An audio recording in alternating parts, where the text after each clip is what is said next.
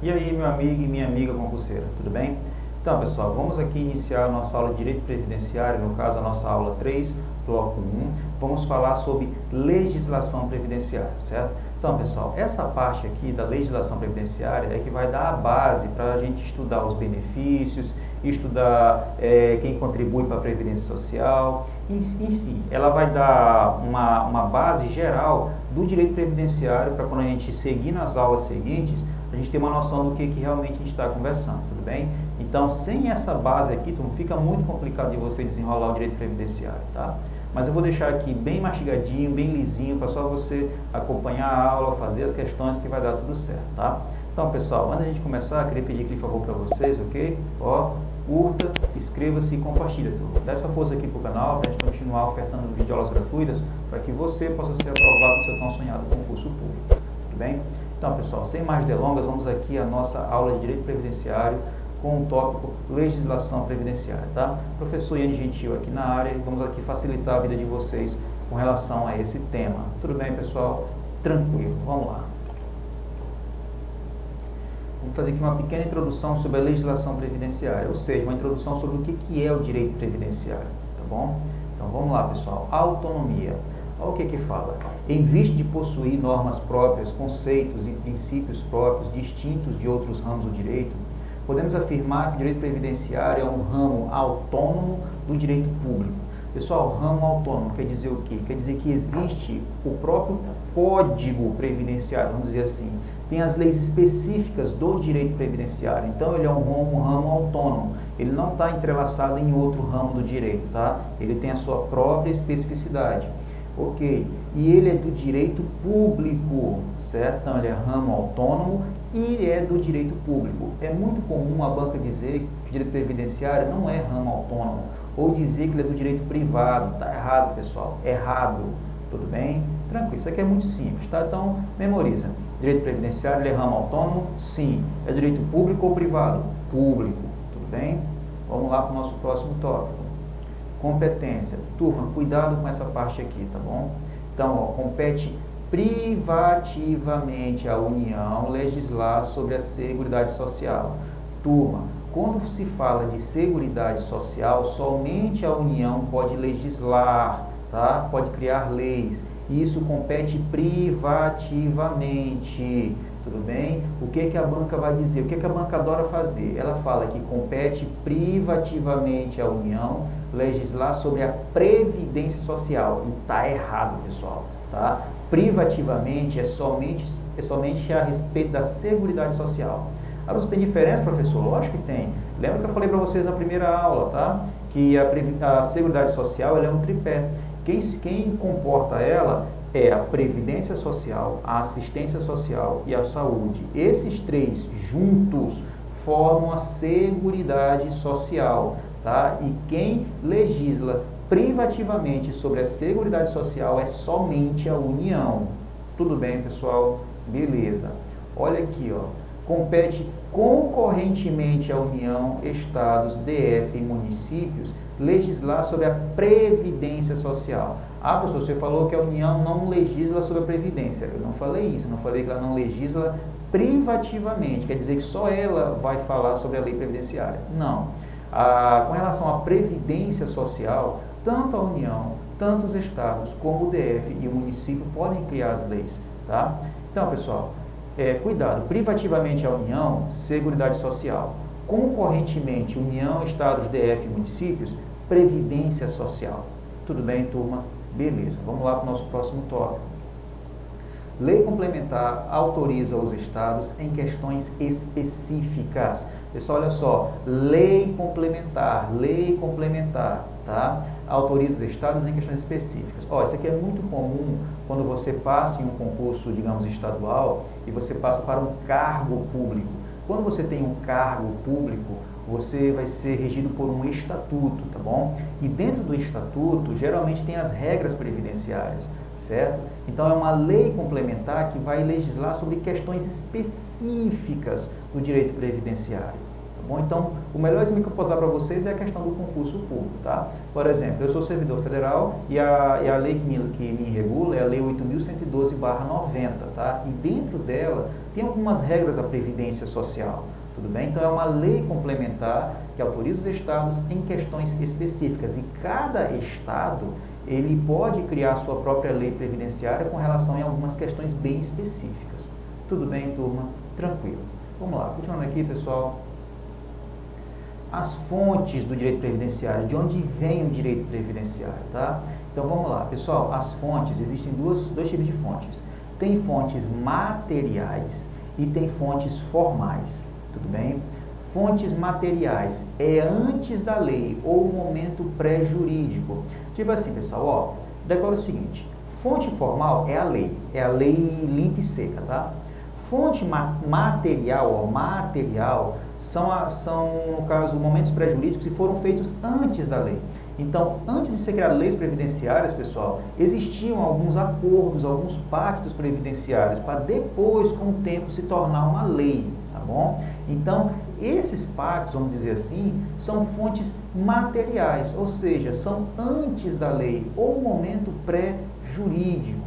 Tudo bem? Já as fontes formais, pessoal, é na vigência da lei ou momento jurídico, que no caso são as leis de fé e fato, tá bom? E essas fontes formais, elas se dividem em duas categorias. Tem fontes primárias e tem as fontes secundárias, tudo bem? Então, de novo, as fontes materiais, elas são antes das leis, tá? Momentos pré-jurídicos, vamos dizer que foram pactos que foram firmados antes das leis previdenciárias.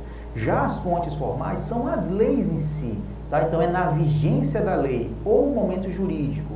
E as fontes formais se dividem em fontes primárias e fontes secundárias, tá? Vamos falar aqui das fontes primárias, pessoal. Olha o que fala. Quem são as fontes primárias? Pessoal, a primeira de todas, né, é a Constituição Federal. Na Constituição Federal, pessoal, vocês vão ter que ler também a Constituição. Ah, professor, peraí, mas eu não vou ter que ler a lei previdenciária? Também, turma, mas não se esqueçam que a Constituição Federal, ela dá a base, dá o norte para as outras leis, tá? E na Constituição Federal, na parte previdenciária, você vai ler do artigo 194 ao artigo 201. São poucos artigos, tá, pessoal? É uma leitura bem interessante, bem bacana mesmo, tá bom? Então, é uma leitura obrigatória, não tem onde correr. Então, na Constituição Federal, do artigo 194 ao artigo 201. Também temos as emendas constitucionais, pessoal. Lembrando que as emendas constitucionais se equiparam à Constituição Federal. Tudo bem?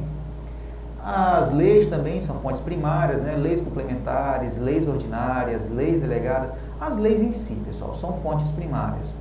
E também temos as medidas provisórias. Turma, as medidas provisórias, no caso, quem emite elas é o chefe do Poder Executivo, no caso, o Presidente da República, tá bom?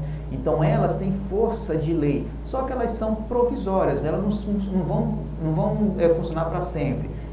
Funcionar por um tempo até que a lei seja aprovada, tá bom? Um bom exemplo disso foi em 2015, quando a presidente Dilma Rousseff alterou algumas regras previdenciárias por meio de medidas provisórias, até que a lei tenha sido modificada. Tudo bem, pessoal? Tranquilo. Vamos lá. Já as fontes secundárias, pessoal, também são fontes formais, tá? Mas aqui no caso já não são exatamente as leis. Ó, são decretos executivos, as portarias, as instruções normativas e os atos administrativos. Então, pessoal, aqui vamos dizer que é mais para ambiente interno da administração pública. Quando você for aprovado no concurso público, e você vai ser aprovado no concurso público, se você continuar vendo nossas aulas direitinho, respondendo bastante questão, é questão de tempo para você ser aprovado no concurso público. Eu garanto isso para vocês, tá bom? Então, lá dentro do serviço público, vocês vão se deparar com alguns decretos executivos, que são ordens, para falar a verdade, tá? Portarias, instruções normativas e atos administrativos. E tudo isso aqui, pessoal, digamos, essas ordens, essas especificações, elas também podem ser fontes do direito, tá bom? Não só do direito previdenciário, mas de outros direitos também, tudo bem? Então, pessoal, é muito comum, o que a banca vai fazer nesse caso? Dizer que os decretos executivos são fontes primárias, ou a melhor de todas, que medidas provisórias são fontes secundárias. Porque a pessoa pensa, a medida provisória, ela tem força de lei, mas não é lei, então é fonte secundária. Não, pessoal, a medida provisória, se ela não é lei, mas ela tem força de lei, ela é muito forte. Então, é uma fonte primária. Tudo bem? Então, quem são as fontes primárias? A Constituição, as emendas que se equiparam às Constituições, as leis, né, todas elas complementares, ordinárias ou delegadas, e as medidas provisórias que têm força de lei. Já fontes secundárias é mais no ambiente interno da administração pública, que são os decretos executivos, as portarias, instruções normativas e atos administrativos. Tudo bem, turma?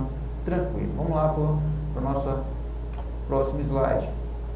Vamos falar da vigência, pessoal. Quando é que a lei previdenciária começa a valer, vamos dizer assim?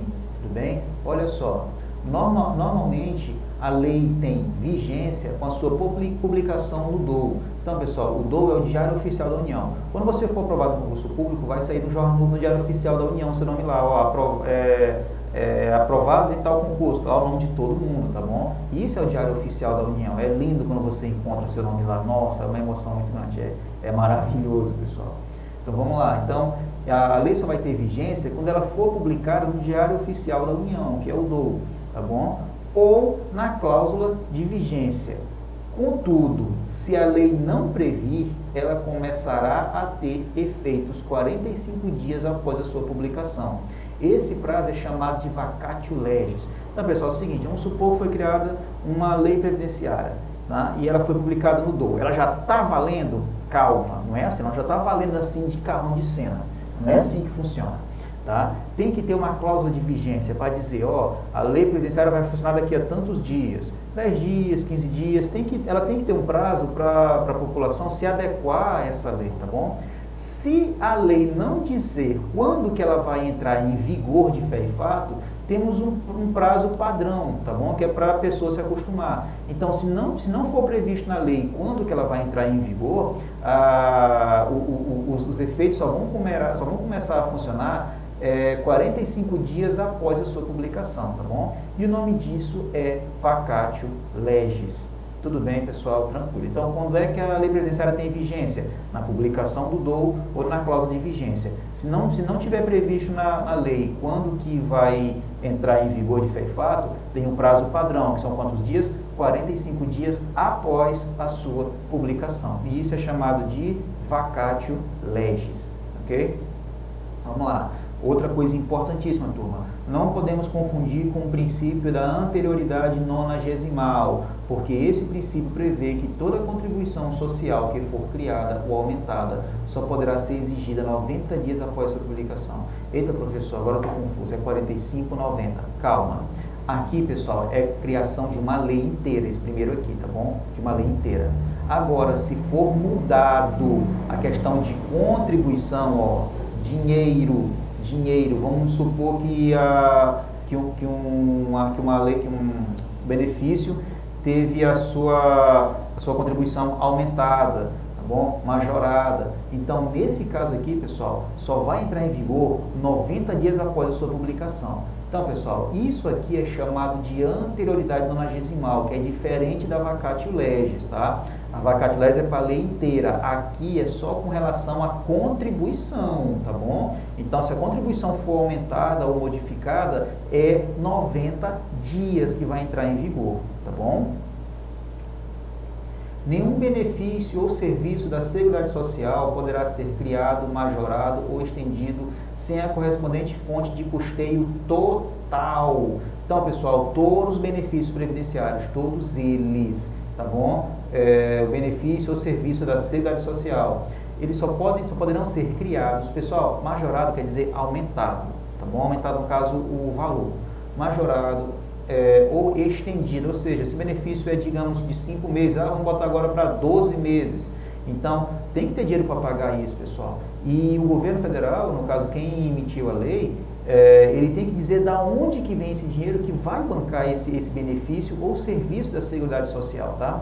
E esse dinheiro, pessoal, tem que custear tudo. Então, é fonte de custeio total. A banca vai botar bem aqui fonte de custeio parcial. Tá errado, pessoal. É sempre fonte de custeio total, tá? Então, não pode ser criado, nem majorado, nem estendido nenhum tipo de benefício previdenciário sem dizer da onde que vem o dinheiro para cobrir tudo, tá bom? Então, esse dinheiro que vem para cobrir tudo é chamado de fonte de custeio total. Tudo bem, pessoal? Tranquilo. Vamos lá, próximo tópico. Norma geral que altere o prazo de contribuição não se sujeitará à anterioridade nonagesimal. Isso aqui é uma observação importantíssima, pessoal. Então, vamos supor que teve um prazo de alteração. Ah, professor, mas que prazo é esse? Vamos supor que seja o seguinte, tem benefício que você tem contribuído durante 15 anos, por exemplo. Aí agora vai ser com 20 anos que você vai conseguir o benefício de contribuição. Então, pessoal, é o seguinte, se esse prazo for alterado, ele vai entrar em vigor imediatamente. Ele não vai se sujeitar à anterioridade nonagesimal, tá bom? Não vai ter que esperar 90 dias. Os 90 dias é só com relação a pagamento de benefício.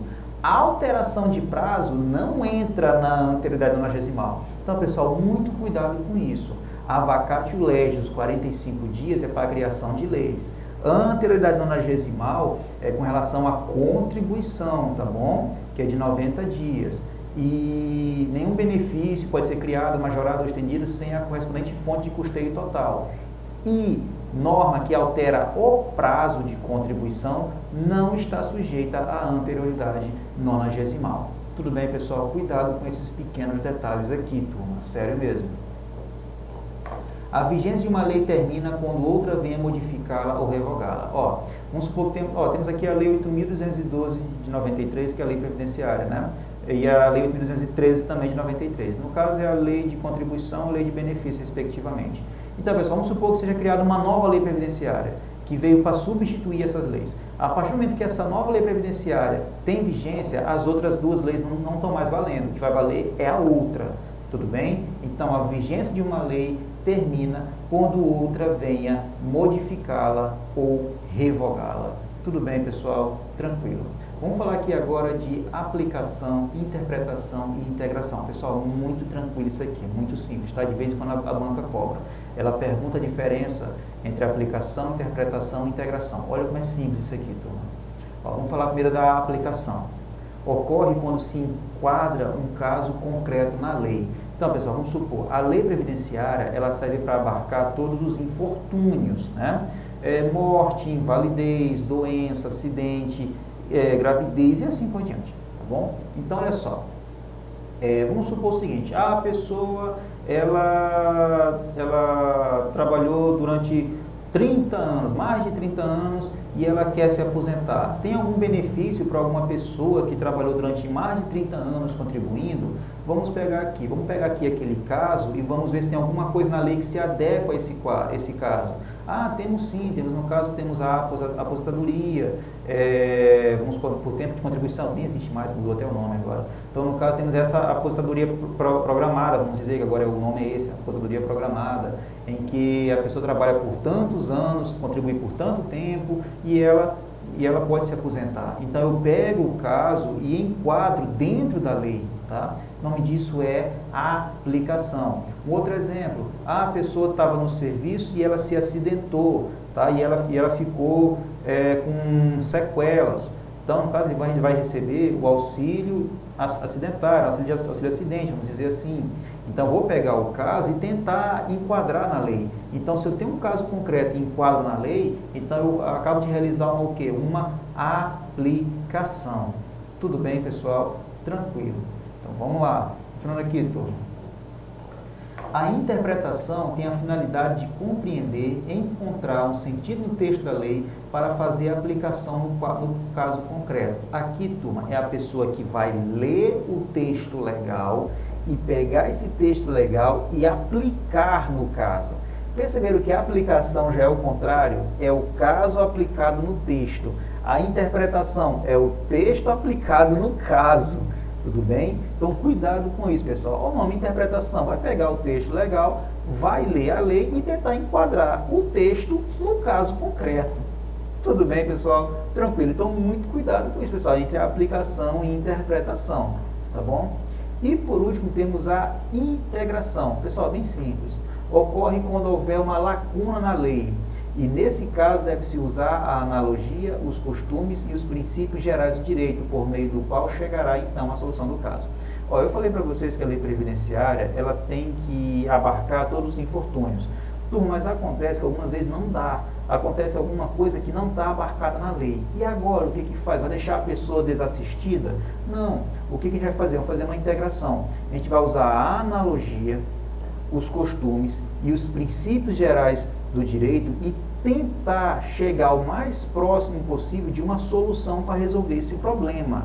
Tudo bem? É como se a gente pegasse uma outra fonte jurídica, vamos dizer assim, e tentar aplicar no caso concreto, tá bom? Então, a integração, a gente vai usar a analogia, os costumes e os princípios gerais do direito, por meio do qual chegará, então, à solução do caso. Então, pessoal, não confundam a aplicação, que é pegar o caso e aplicar na lei. Não confundam a interpretação, que é pegar a lei e aplicar o caso. E não confunda com a integração. Quando há alguma brecha na lei, alguma lacuna, a gente vai usar da analogia, os costumes e os princípios gerais do direito para tentar chegar a alguma solução do caso. Tudo bem, pessoal? Tranquilo. Então, turma, essa aqui foi a nossa aula sobre legislação previdenciária, tudo bem? Ó, no caso, o bloco 1, tem mais coisa ainda nos blocos seguintes, tá? Aqui foi praticamente uma pequena introdução sobre esse tópico. E você viu que não é tão difícil assim, pessoal, é até simples, tá? Tem umas regrinhas, tal, como a vacatio legis, 45 dias, a anterioridade nonagesimal de 90 dias, mas isso, pessoal, faz parte da brincadeira, tá bom? Então, o que eu recomendo para vocês? Assistir as videoaulas várias e várias vezes, fazer bastante questão, fazer suas próprias anotações, ler o texto legal para que você não fique achando as questões estranhas quando vem aquelas questões copia e cola texto de lei, tudo bem? Então, vamos lá, pessoal. Antes de finalizar, eu pedi aquele favorzinho para vocês, tá bom? Ó, curta, inscreva-se e compartilha. Dá essa força aqui pro canal, gente, pra gente continuar ofertando videoaulas gratuitas para que você possa ser aprovado no seu tão sonhado concurso público, tá bom? Então, pessoal, a gente vai ficando por aqui, por esse bloco. Nosso próximo bloco, vamos continuar ainda as regras previdenciárias e depois teremos um bloco com exercícios. Tudo bem? Então, mais uma vez agradeço todo mundo que chegou até aqui. Não desiste dos seus sonhos, continue estudando. Pessoal, é a tríade do sucesso. É estudar, fazer revisão e resolver questões. Não tem para onde correr, turma. Vai dar certo no final, tá? Então, pessoal, mais uma vez agradeço. Fiquem com Deus. Até a nossa próxima aula aí. Valeu, pessoal. Até a próxima. Tchau.